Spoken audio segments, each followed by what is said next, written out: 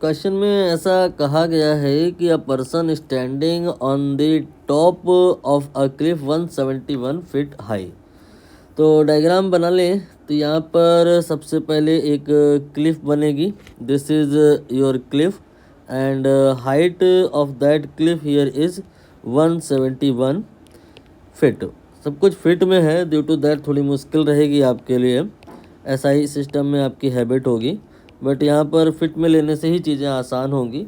एक बात यहाँ पर और मैं क्लियर कर देना चाहूँगा कि जब डेटा बहुत हैवी सा दिखाई दे तो थोड़ा सा आप प्राइम फैक्टर के बारे में सोचा करें। प्राइम फैक्टर जैसे यहाँ 19, ये 19 के मल्टीपल में है सारा कुछ। जैसे ये भी 19 के मल्टीपल में है और ये भी 19 के मल्टीपल में है। आप 19 का टेबल पहले 3 बार पढ़ो तो 57 आएगा और ये 57 के मल्टीपल में है। जैसे कि 171 आप जो लिख रहे हो ना, इसको आप चाहो तो लिख सकते हो 57 के मल्टीपल में, लाइक 57 देन मल्टीप्लाइड बाई 3। ऐसे ही 228 को भी आप लिख पाओगे, that will be 57 then multiplied by 4। तो यहाँ अभी हम उसको भी ड्रॉ करेंगे, क्योंकि बोला ऐसा गया है कि ये जो क्लिफ है इसका जो बॉटम पॉइंट है उस बॉटम पॉइंट से 228 की दूरी पे, यहाँ पर जो डिस्टेंस है फ्रॉम द बी एंड जो टारगेट है के बीच की दी गिवन है 228। आप चाहो तो इसे ए मान सकते हो and it can be written 57 then multiplied by 4। तो ये 228 ही आ जाएगा। ठीक, अब आप जो अगर ए और टी को मिलाओ, ज्वाइन कराओ, तो यू विल रियलाइज़ कि एक राइट एंगल ट्राइंगल बन रहा है। और उस ट्राइंगल में ये थीटा निकालना not a big deal for us, because here for this theta perpendicular and base both are given. Common factor ignore करके चलें तो 3 and divide by 4, 3 divide by 4 will be the value of tan theta and corresponding to that theta 37 होता है। तो आप directly यहाँ से लिख पाओगे कि जो थीटा होगा definitely it will be equal to 37। Now अब आप नोटिस करो कि क्वेश्चन में बोला गया है कि ए पॉइंट से हमने एक जो कोई ऑब्जेक्ट है टी की तरफ थ्रो किया। स्पीड कितना रखा है ये इन्होंने बता दिया है कि स्पीड 15 फीट पर सेकेंड है। तो यू यहाँ पे 15 फीट पर सेकेंड गिवन की कैटेगरी में हो गया। हम इस वेलोसिटी का कंपोनेंट आसानी से अब कर पाएंगे क्योंकि थीटा नोन हो गया है। इसका एक कंपोनेंट तो इधर की डायरेक्शन में आएगा, हॉरिजॉन्टल कंपोनेंट, और दूसरा एक कंपोनेंट आएगा वर्टिकल डाउनवर्ड डायरेक्शन में। And if you calculate this component they will come out to be 12 and I think 9। ये आएगा 12 और ये आएगा 9। कैसे? कोई नहीं, बस यू कॉस थीटा करना था आपको इधर के लिए और इधर के लिए यू साइन थीटा करना था। ये चूँकि थीटा है तो ये भी थीटा होगा, और ये अगर थीटा है तो इधर वाला कंपोनेंट यू कॉस थीटा होगा। तो ये सब कुछ आपने जो कर लिया तो आप समझ पा रहे हो कि फाइनली यू कॉस थीटा यानी कि 15 इंटू कॉस 37 दैट इज़ 4/5, ये आपका 3 4 12, और इधर यू साइन थीटा तो यू का वैल्यू 12 और साइन 37 हियर 3/5, तो ये आ जाएगा 9 के बराबर। तो आपका ये 15 फीट पर सेकंड का जो कंपोनेंट आया है 12 एंड 9, आई थिंक ये आपको समझने में दिक्कत नहीं आई होगी क्योंकि बहुत आसान सी बात है। ये आपको मैं नहीं भी बताऊं तो आप ऑलरेडी कर लिए होंगे। अब यहाँ पे हम जो नोटिस करें कि ग्रेविटी है, अगर जो ग्रेविटी नहीं होती तो बॉल जिस पॉइंट को टारगेट करके फेंकी गई थी, टी पॉइंट को टारगेट करके फेंकी गई थी ना, तो वो टी पॉइंट पर ही पहुंचती। स्ट्रेट लाइन मोशन होता है उसका, स्ट्रेट लाइन मोशन होता है उसका, और वो टी पॉइंट पर ही पहुंचती। लेकिन ग्रेविटी होने की वजह से इसका जो पाथ होगा that will not be straight line. G here is 32 feet per second square and due to that path will be parabolic and trajectory will be of I think somehow की कुछ थोड़ी सी शॉर्ट हो जाएगी। Ball आपकी जो है ऐसे ऐसे ऐसे ट्रेवल करेगी और टी से कुछ डिस्टेंस पहले ही आकर के वो गिर जाएगी। ये मैंने ट्रेजेक्ट्री बना दी है, मुश्किल से ही सही लेकिन बन गई।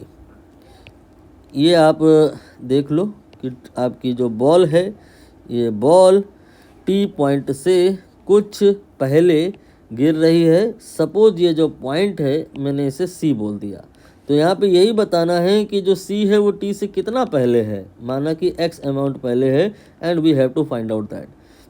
ये पता लगाना कोई मुश्किल काम नहीं है कि आपका जो बी सी डिस्टेंस होगा it will B how much. जो ए है वो आप समझ रहे हो ना, 54 इंटू 4 जो है ये 228 के बराबर है, और ये कहाँ से कहाँ तक है, ये आपका बी से है और टी तक है। हमें निकालना है सी से लेके टी तक। हमें पता है बी से लेके टी तक, तो जो अगर हमें बी से लेके सी तक का वैल्यू पता चल जाए तो हम क्या करेंगे, उसे 228 में घटा देंगे तो आंसर आ जाएगा। तो हमारा next target will be for B C. B C here is the horizontal range and you know ये बहुत आसान सा काम है आपके लिए, आराम से निकाल ले जाओगे आप। इसके लिए पहले वर्टिकल डायरेक्शन कंसीडर कर लो या इक्वेशन ऑफ ट्रेजेक्टरी भी आप लगा सकते हो, दोनों सही बात वही सेम पड़ेगी। इक्वेशन ऑफ ट्रेजेक्टरी में अभी नहीं लगा रहा हूँ, वर्टिकल डायरेक्शन मोशन कंसीडर कर रहा हूँ, और उस डायरेक्शन में एस बराबर U T plus half A T square apply किया मैंने। तो वर्टिकल डाउनवर्ड डायरेक्शन में जो डिस्टेंस कवर हुई है that is of 57 into 3। Then vertical downward direction में जो स्पीड रही है इनिशियल वाली दैट इज़ 9, और टी हमारे लिए यहाँ पर निकालने को है। और एक्सेलरेशन यहाँ पे जो है वो तो आप देख ही रहे हो, ड्यू टू ग्रेविटी पूरी तरह से डाउनवर्ड है 32, एंड टी यहाँ पर हमें निकालना है। You will get quadratic equation 32 divide by 2 will be 16 t square, and here we have 9 t, and इसके बाद में ये 57 इंटू 3 माइनस में आ जाएगा। Now think about the factor. इसका किसी तरह से फैक्टर अगर हो जाए तो थोड़ा काम आसान हो जाएगा। 57 इंटू 3 मैंने इंटेंशनली लिखा है ताकि आप ये समझ जाओ कि हमें जब फैक्टर करना होगा उसमें हम इसका और इसका मल्टीप्लाई करेंगे, और फिर देखेंगे कि कुछ ऐसा जो कर दें तो माइनस कर दें तो 9 आ जाए।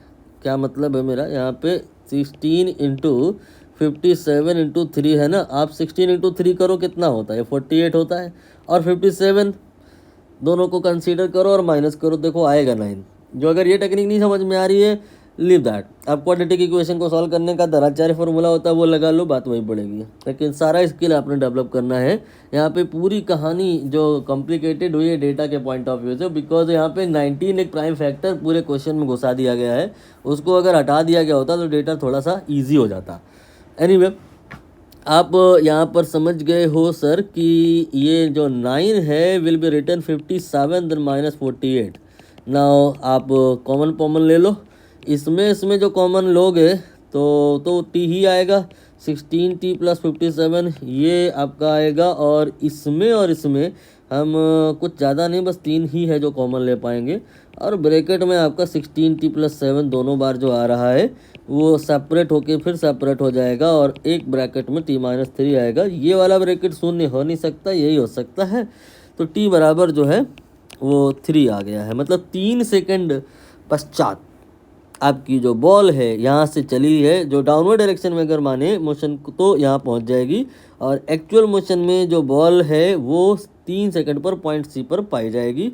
और हॉरिजॉन्टल डायरेक्शन में कितना चलेगी, इसके लिए हॉरिजॉन्टल डायरेक्शन का मोशन कंसीडर कर लो। हॉरिजॉन्टल डायरेक्शन में एस बराबर हम लोग वी लगाते हैं, और एस तो 12 है तो 12 है, और टी 3 है तो ये आ गया 36 फीट। मतलब बॉल बहुत कम आगे गई है, ग्रेविटी बहुत ज़्यादा यहाँ पर काम कर गई, तो 36 फीट ही बॉल बी पॉइंट से आगे गई, और जबकि टारगेट की गई थी वो 220 फीट आगे, यानी कि टी पॉइंट पर हिट करने के लिए। टी पॉइंट पर हिट करने के लिए जो कि 228 फीट आगे है टारगेट की गई थी, ग्रेविटी की वजह से इसका मोशन ऐसा नहीं हुआ, ऐसा हो गया, और ये मात्र 36 फीट ही आगे जा पाई। तो कितना ये पहले हिट कर गई है, इसके लिए हमें इसमें से इसको घटाना होगा, जो कि बहुत आसान सा काम है। 18 में से 6 आप 8 में से 6 घटाओगे 2, ये आएगा 192 फीट। यही इस क्वेश्चन का आंसर है।